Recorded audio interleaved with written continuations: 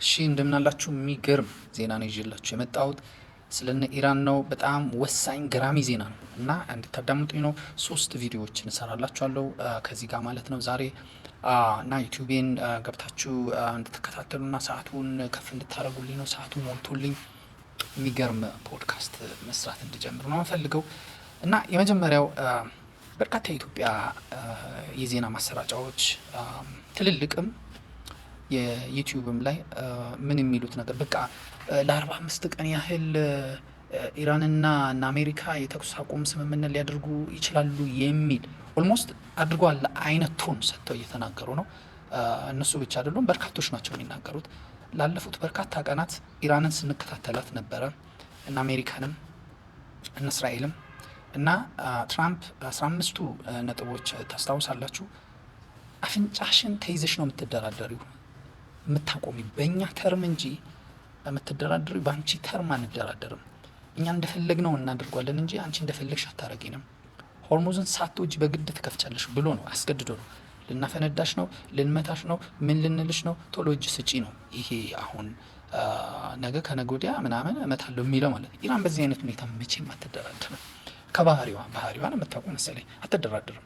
በተለይ ፓኪስታን፣ ግብጽ እና ቱርክ ይዘውት የሚመጡትን ነገር በፍጹም በቃ የአሜሪካ ተላላኪዎች ብላ የምታስባቸው ናቸው።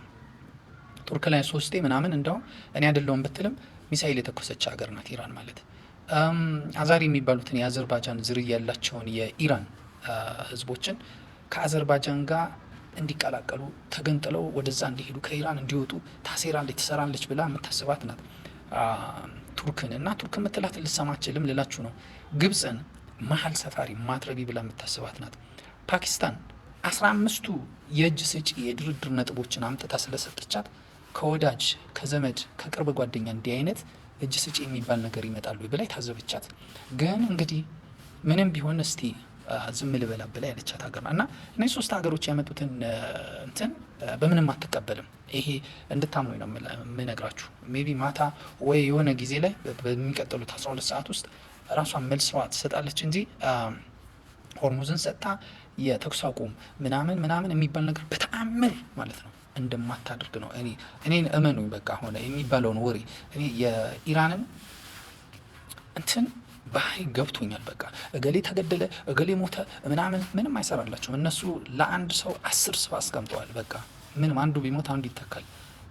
ብዙ ጊዜ የኢትዮጵያውያን የትኛውም አይነት ዜና በየትኛውም ሌቭል ላይ ያለ ዜና ሲነገር ልና አሜሪካ ለምን ሳይድ ያደርጋል።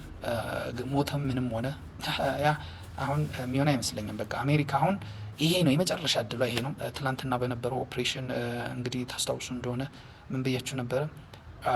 ይህን አልተመጡባቸው ሰው አልቆሰለም፣ ሰው አልሞተም ማለት አንችልም ደብቀውት ካልሆነ በስተቀር እንደ ቢንላደን በይፋ የሆነውን ኦፕሬሽን በዶክመንታሪ ካላሳዩን በቀር ብያችሁ ነበር። አሁን እየወጡ ያሉ እንትኖች አሜሪካ አይደለችም በዛ ኦፕሬሽን ያሸነፈችው፣ ተሸንፋለች ብለን ነው የምንወስደው። አሁን የቴክኖሎጂ የበላይነት ስላላቸው ወደ ኢራን ቴሪቶሪ ስለገቡ እንዳለ ለምን አልተማረኩም፣ እንዳለ ለምን አልተያዙም ብለን ልንጠይቅ እንችላለን እንጂ አሜሪካ ያሰበችውን ነገር አሳክታ የወጣችበት አይደለም።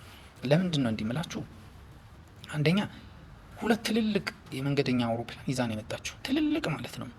በርካታ እጅግ በርካታ ደግሞ የጦር ሄሊኮፕተሮች የነፍስ አድንም ብቻ አይደለም ለልዩ ተልእኮ የተዘጋጁ የጦር ሄሊኮፕተሮች የእስራኤል ይሄ ቲም 6 የሚባሉትና ሌሎችም ስፔሻል ፎርሶች ለክፉ ቀን የሚሆኑ ዴልታ ፎርስ፣ የተለያዩ አይነት ስፔሻል ፎርሶች የመጡ ከ100 በላይ የሚሆኑ ናቸው።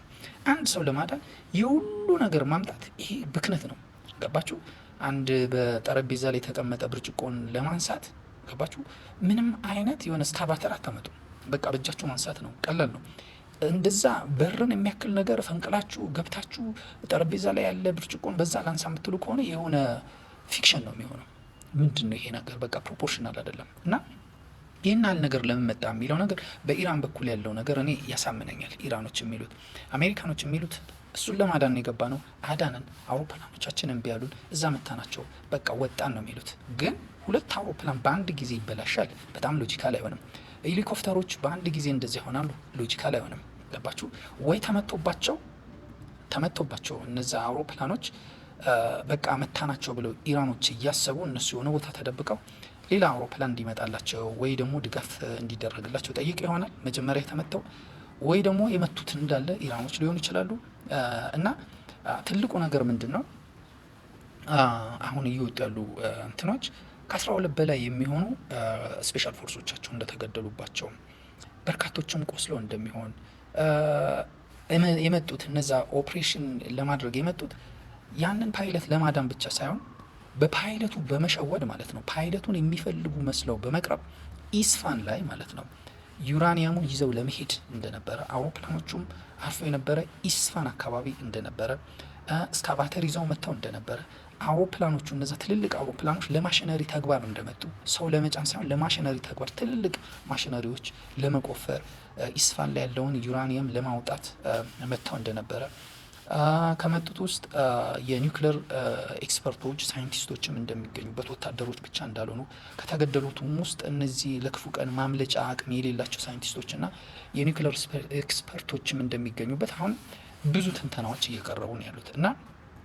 በተለይ ትራምፕ ከአንድ ጊዜ በላይ ያንን ነገር አሞግሶ አለመናገሩ ማለት መበሳጨቱ፣ መናደዱ፣ በጣም መሳደቡ፣ ስድብ በቃ ቶኑ በቃ ከፍተኛ ብስጭት የሚያሳይ ኢራንን በጦርነት የሆነ የሚሳኤል ሳይት አለ፣ የኒውክሌር ሳይት አለ፣ የዩራኒየም ሳይት አለ፣ እሱን እንመታለን የሚል ሳይሆን አሁን ኢንፍራስትራክቸሮችን የህዝብ መገልገያ ተቋማትን እመታለሁ የሚለው ብስጭት፣ ቁጭት፣ በቀል የሆነ ከፍተኛ የሆነ ምት ስለደረሰበት ነው የሚል ከፍተኛ ትንተናዎች እየቀረቡ ነው። አይደለም ልል አልችልም። እና ይህንን ነገር የሚያገልጡ የዚህ ነገር አካል የነበሩ በርካቶች ወደፊት ይገለጣሉ። እና እስራኤልም ተሳትፋበታለች በዚህ ኦፕሬሽን ላይ፣ አሜሪካም ተሳትፋበታለች። ከፍተኛ የሆኑ ስፔሻል ፎርሶች ዴልታ ፎርስን ታውቃላችሁ። ይሄ የእንትና ሌሎችም ብዙ ናቸው እና ዴልታ ፎርስና ይሄ ሲል ቲም 6 የሚባሉት ጋዛ ላይ ተሳትፏል። ሆስቴጆችን ለማስለቀቅ ይሄ የሬድዋን ፎርስን ለመስበር አሁኑ ላይ ሊባኖስ ላይ በተለያየ መንገድ ተሳትፈዋል። ሁሉም ላይ ስኬታማ አይደለም። አሁን ማለት ይህን ያህል የኢራንን እንትን ሰብረው የሚገቡ አይደሉም ልላችሁ ነው። እና እዛ ላይ ደግሞ ተሳትፈው የነበሩት በአብዛኛው በኢራን በኩል የባሲጅ ሚሊሻዎች መሆናቸው ስታዩ ኢራኖች እንደነቁ ያሳያል። ምክንያቱም ዋና ፎርሳቸውን ወሳኝ ቦታ ላይ እንዳስቀመጡና እዛ ጋር ግን ዝም ብሎ መጠባበቂያ ምናልባት ትሸለማላችሁ አምጡ የሚል አይነት ብቻ አስቀምጠው ዋና ዋና ጣቢያዎቻቸውና መንገዶቻቸውን ሲጠብቁ እንደነበር ያሳያል። ሶ ትላንት የነበረው ኦፕሬሽን በአሜሪካ የበላይነት ተጠናቀቀ ለማለት በጣም ያስቸግራል። ውስጥ የተገኙ አውሮፕላኖች ውስጥ የተገኙ የሰው ቅሪት አካላት ማለት ይሄ ጭንቅላት ምናምን ነገር ስታዩ በጣም አስከፊ ነገር እንዳለ እና አሜሪካ የደበቀችው ውርደቷ እንዳለ የሚያሳይ ነው። ለጊዜው የሁለቱንም ነገር እንሰማለን፣ ግን ኢራን የተኩስ አቁም ታደርጋለች፣ ሆርሙዝን ትሰጣለች፣ ተሸንፋ ምን ትላለች የሚለው የሚሆን ነገር አይደለም። መልሳለሁ በኋላ። ዩቲዩብን ሰብስክራይብ አድርጉኝ፣ ገብታችሁ ተከታተሉኝ። እስቲ ሰዓቱ እንዲሞላ አድርጉኝ። መልሳለሁ። አመሰግናለሁ።